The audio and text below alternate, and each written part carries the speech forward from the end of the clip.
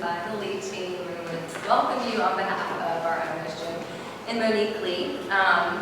Thanks for coming out tonight. We're excited to hopefully educate you a little bit on home buying, what's going on in the market in today's world. Some little housekeeping things for everybody. If you didn't get a drink ticket already, there are drinks available, coffee, water, alcoholic drinks. If you want to grab one, there'll be a little bit of food available right after we get done later, so you can stick around and grab a snack if you'd like to. And we are going to have little pieces of paper for questions. I don't think there's a way online to send in questions, but if you have a question while you're here or just while we're talking, if you want to submit something, or you can comment if you're online, if you want to send in a question. Yeah, we'll have something you can fill out and we can answer those at the end. But I'm KK Ledbetter. I'm one of the home buying agents on the team, and then I'll let the others introduce themselves when they come up, since you can't see them right now. But we really just hope out of this time that when you walk away, you will, like I said, really the goal is that you'll be more educated on how to buy a home if this is your first time buying a home, and if you bought a home already, that maybe you'll just be more updated and educated on the market of today, just what's going on in today's world of purchasing a home or a property. So with that, I'm going to take us down to the real 101, the basics, and sort of walk through. We have others who are going to come up and talk on lending and market and things like that, but hopefully you have your piece of paper. If not, you can share with someone or see, but this is just a step-by-step of what it looks like to buy a home. The process, I feel like if you've never purchased a home before, I think there's a lot of holes sometimes in like, what is the next step? What's going to be happening? You've got maybe a small concept of a few of the steps, but then things that can sometimes be like, I had no idea that was going to happen, or I was going to have to be doing that. And so this is just a quick overview. So I'm going to go through them and just give little blips on each of them, just to sort of walk us through. So the first thing you want to do is connect with an agent that you trust. So you may have a family member, you might have a friend that's a real estate agent, or we hope if you're tuning in with us or here that you know about the lead team, and we could be your trusted agent. So you would want to reach out to them and tell them that you're ready to start the home buying process, connect with them. And so I can't say that every real estate team or agent does this, but I know for the lead team specifically, one of the things that we really make a priority is to then sit down with you and do what is called a home buying consultation or a strategy session. And so what we want to do is take the time up front, take an hour with you and really flesh out everything, ask you as many questions as we can to not just know about the house, really, but to know about like what's the lifestyle you want to live, what do you want for your family, what are you trying to make like happen goals-wise for your future with this investment. And so we want to ask everything on the front end, because I've heard somebody wiser say that if you'll ask 100 questions on the front end, maybe you only have to go see 3 or 4 homes, or if you only ask 3 or 4 questions on the front end, you might have to go to 100 homes trying to figure out what you're looking for. So we want to alleviate some of that and really know what we're doing as we walk into homes with you. We'll also let you know that part of this is going to be that you need to discuss your financing options with someone. So we have some trusted people that we can connect you with. One of them is here tonight, Josh McGinnis. He'll talk in a little bit. And so you'll need to be connecting with them, talking through your financing options. How are you going to be able to purchase this home and be able to pay for it?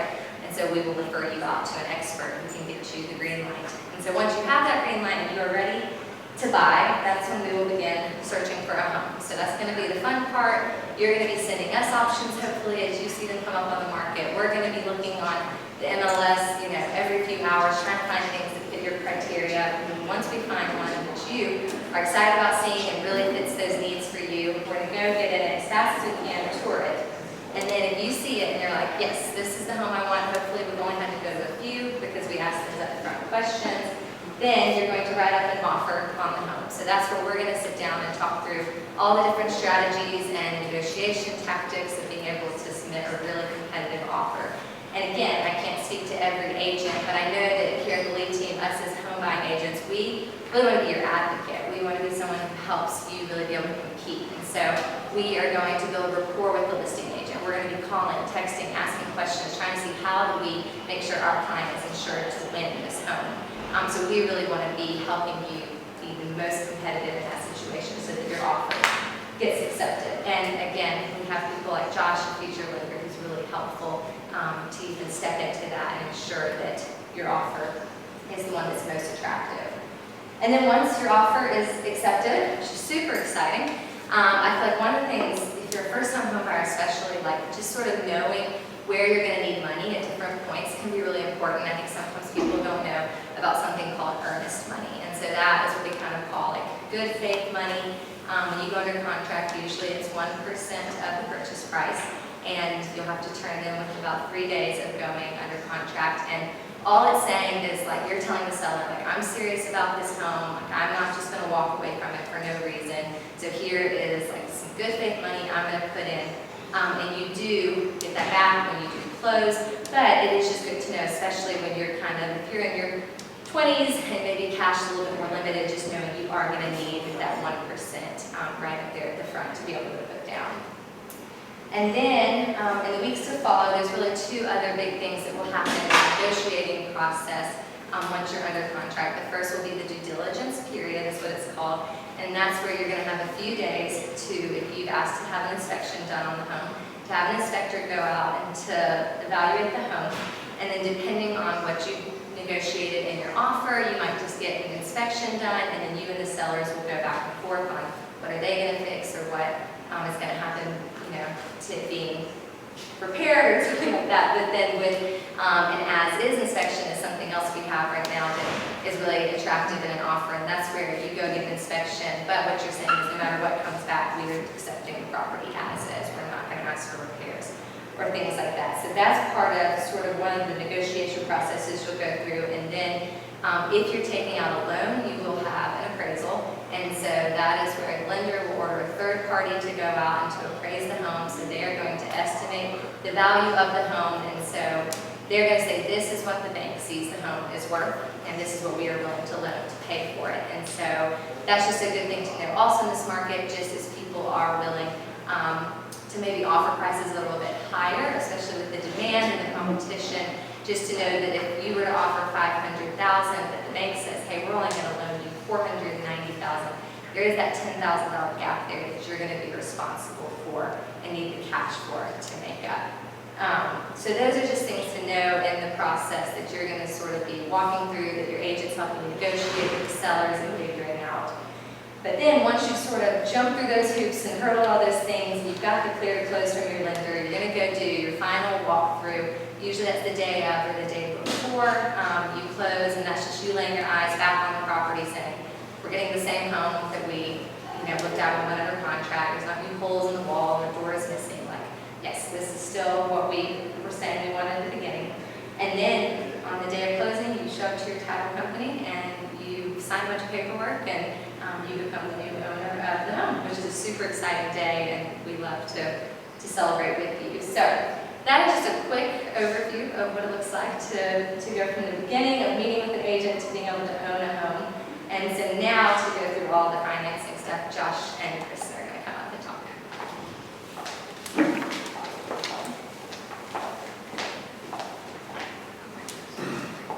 Well, good evening. My name is Josh. So with a smaller group, I see some faces I know. I see a few faces I don't know. Nice to meet you guys. So I'm curious, are you guys here interested in being first-time home buyers or interested in something else? I'm just here to be nosy. Be nosy? No, honestly, I enjoy the meetings for information, and they're informative. I'm alcohol. Okay. But I just like to get information. Gotcha. Well, it helps me because I can kind of tailor what I'm going to say then. So instead of just speaking necessarily the first-time home buyer route, I can adjust a little bit and hopefully it'll get a little bit more interesting for you guys. So my name is Josh Guinness. I am a lender. Interesting enough, I was a pastor for 10 years before getting into mortgages, and I kind of never left what I call the pastor's heart. Are you leaving me? No, come back. Already? No, come back. What? When you said you were a pastor. I know. Now, you got to remember some denominations are all about this. So you might want to ask what denominations Pastor Justin did. Now, so I was a pastor for 10 years, kind of business coaching, consulting, and part of mortgages for me is I love love helping people, and I love helping people make very, very good decisions about their finances and about their family. Because ultimately, home buying for most people is about their family. The lending world, though, unfortunately, is a lot like the dentist when you need a root canal. You want the outcome, but you don't really enjoy the process. And so the process is actually fairly simple and straightforward, I like to say. And it's based on your income, how much money you make. It's based on how much money you owe other people, your debts, and your credit score. Those three pieces of information together kind of just tell me exactly what type of loan product you can qualify for. And after that, it just comes down to how much you want to put down. How much you want to put down? As low as 3%. I worked up, and they have sheets over here. So this is, y'all do have one. If you turn to the last page, I put this together because the whole point was first-time home buyer. So if you're a first-time home buyer, you're probably living somewhere right now. Ideally, you're living somewhere. And you're either living with someone, or you're renting, or something else like that. So I did a comparison on 3 different home prices. $250, $300, $350, compared to a rent of $1,600. Now, based on particular apartments or whatnot, $1,600 could be really high, $1,600 could be low. It just depends. But the thing that I find most interesting about a home is not just how it compares to the rent. And that's this first bar graph up here. This is your mortgage payment. That mortgage payment is all inclusive. I have taxes, we have insurance, we have mortgage insurance, all that stuff built in. And then we have rent. So you can see how as your purchase price goes up, so does that monthly mortgage payment. That makes a lot of sense. But something really, I think, magical happens over time with a home, and that is you are actually investing in your long-term retirement or net worth. I talked to a lady who wanted to buy a home, and I said, why do you want to buy a home? She said, well, I've been renting. I said, well, how long have you been renting? For 35 years. And it broke my heart because I realized that she could have owned the place she was living free and clear instead of paying all of that money to someone else. And that's what the bottom graph shows you. So I did a basic comparison over 24 months and 5 years. And this is showing you, 24 months is a little skewed because it's looking at how much rent you pay, and then it's how much equity you would have paid down on the house over that time period. But the real key number is the last one, and that's the stuff in green. This is the net worth that you would have if you bought a house at these 3 price points over a 5-year period. This is taking into account that mortgage every month you pay. A portion of that goes to paying your debt down. The other portion of that goes to taxes, insurance, and, of course, the thing that everybody hates, interest. But over time, that home appreciates in value, and based on an average, a historical average, 4%. After 5 years, if you bought a $250,000 house, you'd be sitting on almost $80,000 in equity. Josh, but what does appreciation mean? So, appreciation is related to how much a house is worth today and how much that house will likely be worth tomorrow. It also works in the opposite way. So if you look at, if someone bought a house 10 years ago and then they sold it today, they'd sell it today for a lot more than they bought it 10 years ago. So the difference in those two figures, what it was purchased for and what it sold for, is the appreciation. It became more valuable. Why does my rent not do that? Well, your rent does go up, but it goes up because of market values, inflation, cost of living, all those other things. So your rent goes up, but all the money you pay out for rent goes to someone else. Renting is not bad. I think renting can be a great solution for a lot of people for a lot of reasons. A lot of reasons. However, when you want to settle down, this is where I want to be for, the next few years, buying, like as you see here, is going to pay off. Even if the home doesn't appreciate. So basically, even if the home doesn't become worth more over time, let's say it just stagnates, or let's say it goes down, then it goes back up. We saw that in 2008. If that happens, then you're still better off owning that home because of the amount of money you've paid against that money you borrowed. So it's kind of like I tell people it's almost like a forced savings account. So you have the equity that's paid down, that's your debt, and you have the appreciation that you gain, which is all money that you will see either when you sell the home or when you pay it off. So if my rent prices are up every year, does my mortgage price go up yearly or does it go up period? For almost everybody, the answer is going to be no. Once your mortgage is set, it does not change. As long as you get a fixed rate mortgage. You can get a mortgage that changes rates. Okay, so those are out there. Banks do those more often than guys like me. Your taxes can go up though. So your taxes can go up, and they do. I mean, let's all face it, taxes are always going to go up over time. But it's a very, very small adjustment over time. The majority of the payment that you're making on your mortgage is that principal and interest payment. And so from the financial side, what we do is we look at your situation. So I talk to you and I say, hey, I say, what do you want to do? Why are you wanting to buy a house right now? What do you want to get out of this house? How is this home going to serve your needs?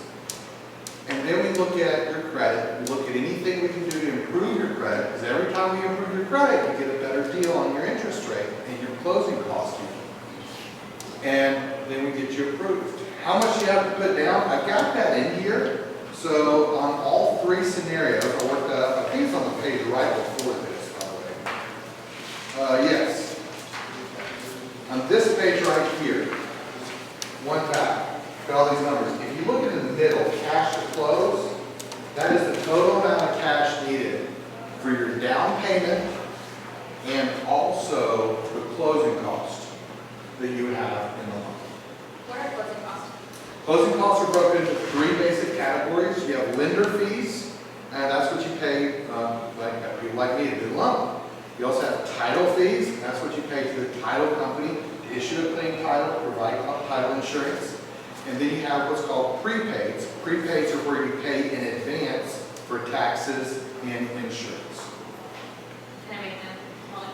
Can I get out of closing costs? You can. It's tough in this market, but it's possible. I'll tell you that you can get out of closing costs. Don't shake your head at me. You can get out of closing costs if you negotiate with the seller to pay those closing costs. We all know how rare that is in this market. So, but it's hard to do it in this market right now. It's a very, very competitive market. The other thing is there are really good loan options for lower income families. It's called THDA. It's a specific loan product in the state of Tennessee where the state, the state offers it, but it's from federal money, but the state offers money to families that are below the average income in that county. And they will pay your closing costs for you. That's a good loan, but again, in this market, I'm being honest, it's tough to do because it's such a hot seller's market.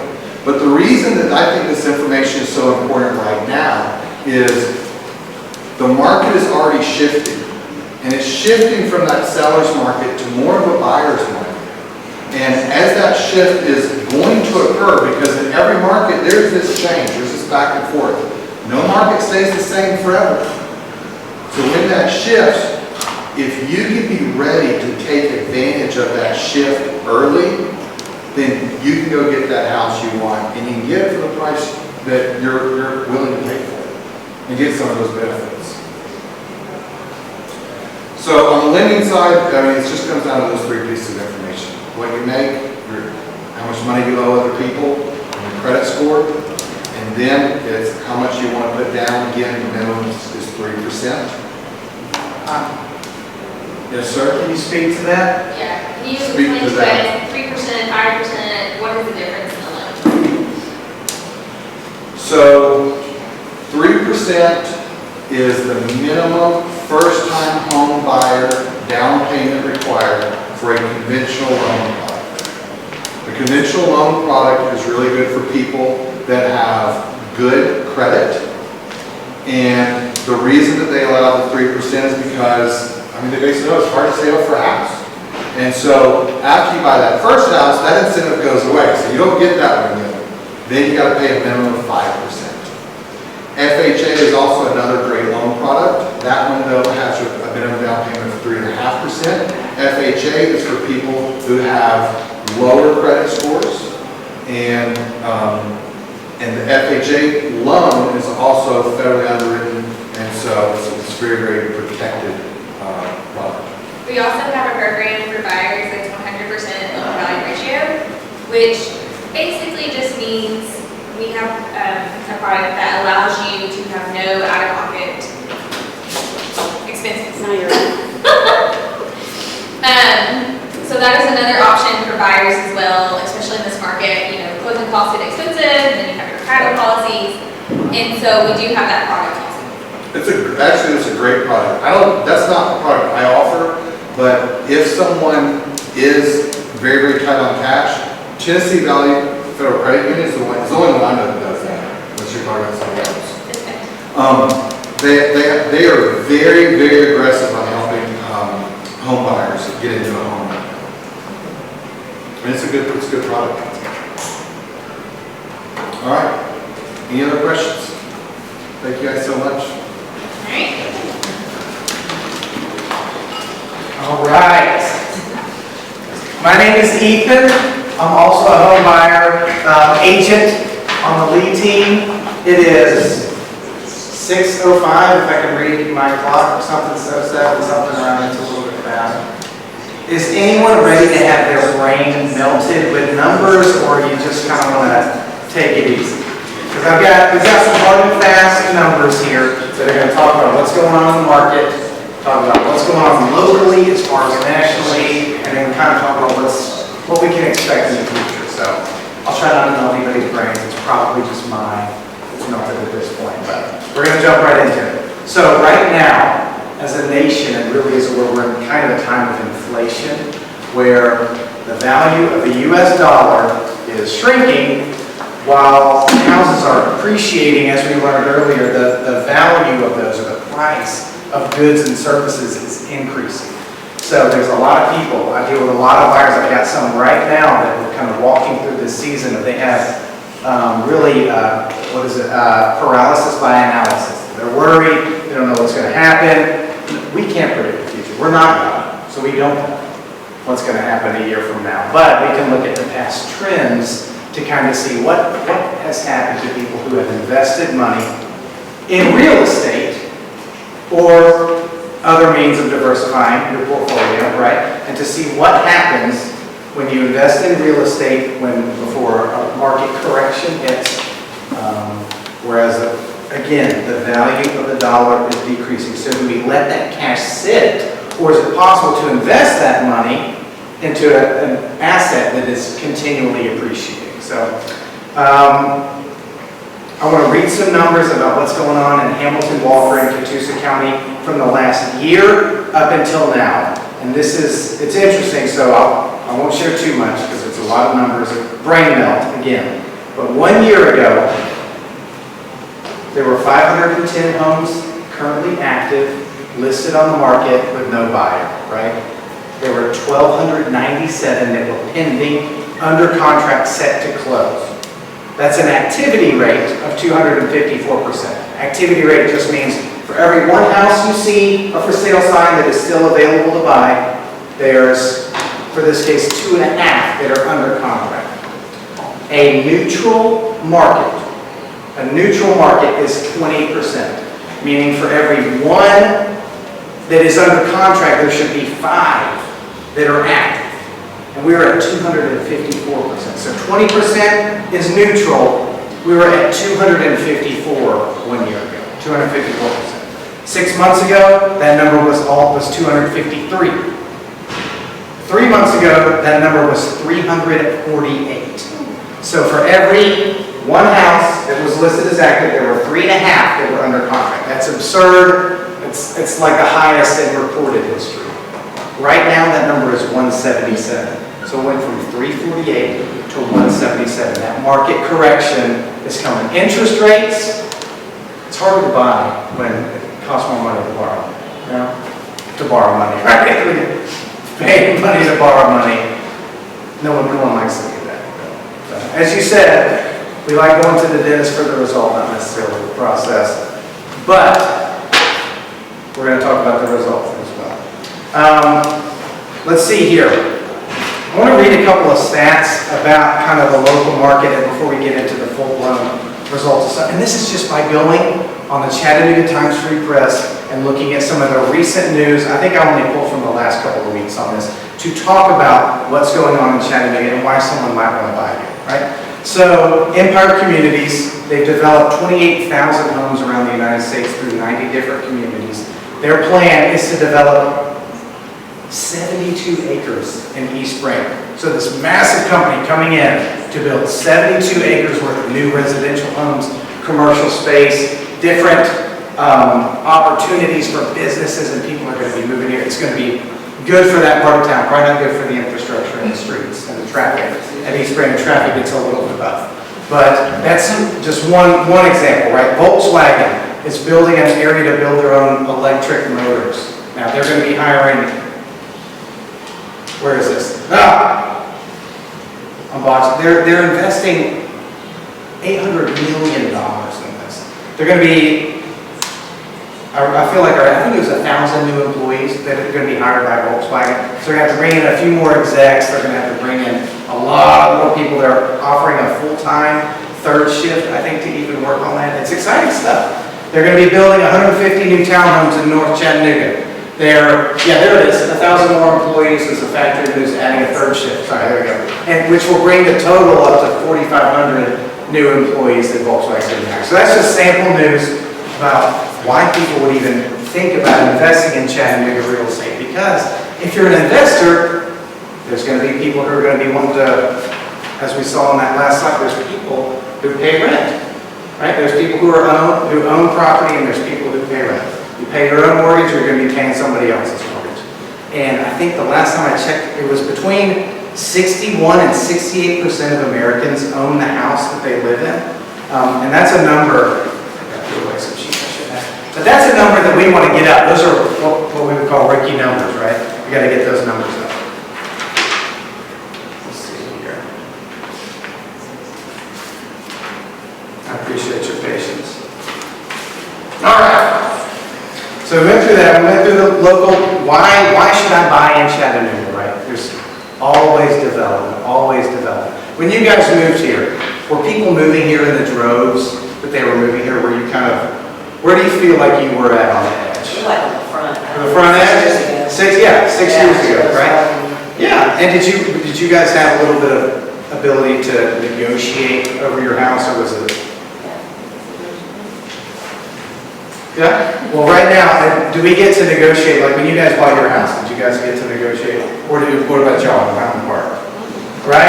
We kind of get the market dictated to us a little bit. We're coming back to a shift. We're coming back to the ability where buyers are going to have the ability to put their foot down a little bit. And I think it's a great time to be a buyer right now. It really is.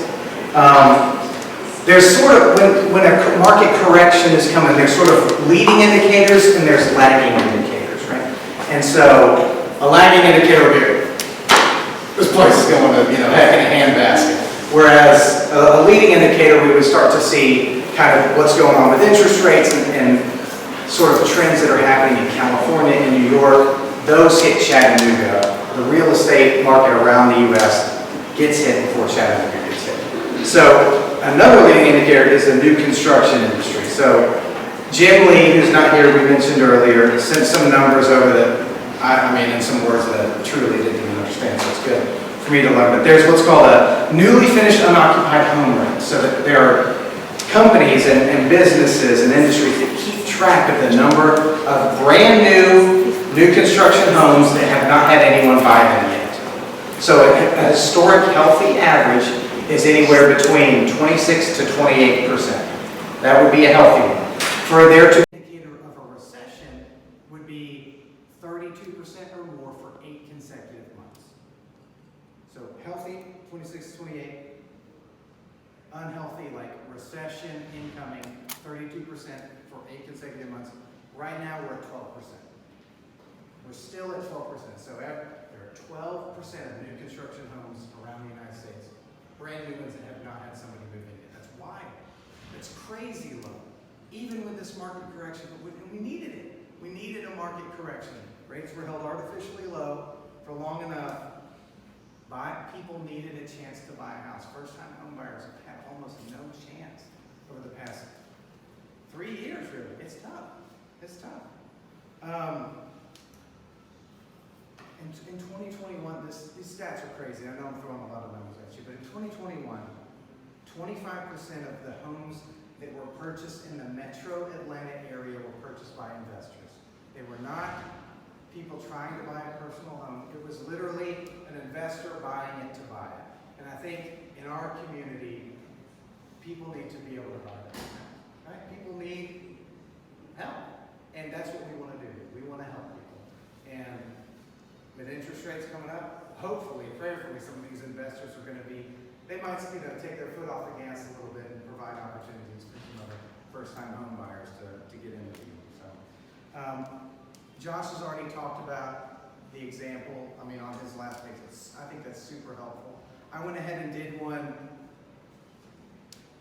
myself, some numbers, and I won't bore you with them too much, but if we look at the historic rates of appreciation from 1968 to 2009, and we adjust for the size of the home, I think it was 3.7% annual appreciation of every home. Just as an example, though, last year, the appreciation was 14.6% for Hamilton County, 14.6% appreciation, which is insane. So yeah, the annual adjusted rate of appreciation was 3.7%. So if you were a first-time home buyer, put 5% down on a $250,000 house, and they just lived in it, and they took care of it for 10 years. After 10 years, it'd be worth $360,000 if we use the adjusted conservative rate, the most conservative rate of appreciation we have. It'd be worth $360,000 plus the amount of equity that they would have just by making their monthly payments. There is cost of ownership. You have to take care of your house. You might have to replace the air conditioning over 10 years, something like that. But that far outweigh, that's an extra $130,000 you have right there, plus, like including the cost, $130,000 just by buying a house and living in it and taking care of it. I think that's an opportunity that has been denied a lot of people, and something that we as the lead team really want to help people take advantage of right now. Did anyone have any other questions? Anything? Y'all good? All right. All good, man. Okay. Thank you guys. Yeah, thank you guys so much for coming out. Feel free to hang out. We'll be here for a little bit. If you have any other questions, and